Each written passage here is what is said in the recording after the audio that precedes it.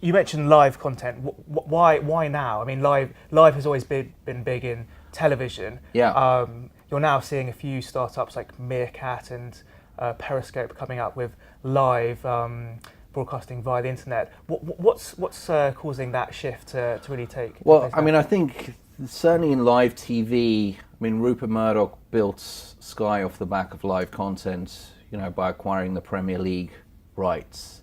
And so, acquiring live rights or having live content as part of your media mix is pretty much an essential and tried and tested way of generating revenues as a media company. In the music industry, you guys covered this actually on the weekend, live music is probably the largest and the fastest growing part of the music industry and has been for 10 or 15 years. What I think is interesting about Meerkat and Periscope is it's bringing live video into the news feed, into the news stream, and I suspect it's not going to stop at Twitter. I suspect Facebook, WhatsApp, Messenger, YouTube will all have their versions of Meerkat pretty soon. What I'm actually interested in is what it does to the rights owners. I mean, if you've paid £5 billion for the Premier League rights, and all of a sudden people are taking their mobiles to the Man United, Man City game next weekend, what does that do to your rights? So I think, live brings viewers into a media experience like nothing else does.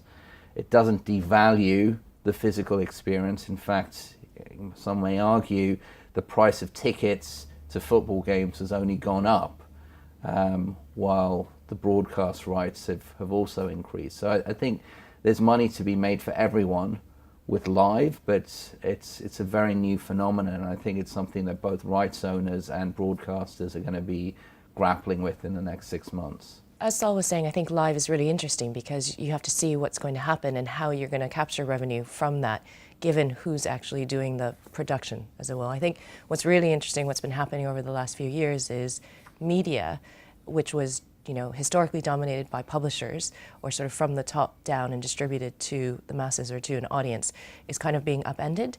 And now you're seeing, whether it's through live experiences or even crowdsourcing content or people simply, updating posts on Twitter about what they're observing and what they're seeing, is that media is now becoming sort of from the bottom up and more crowdsourced, and then having to be curated and filtered for the masses. And so it's really changing what's happening and who's owning both the content and the rights, but also the tone and the narrative.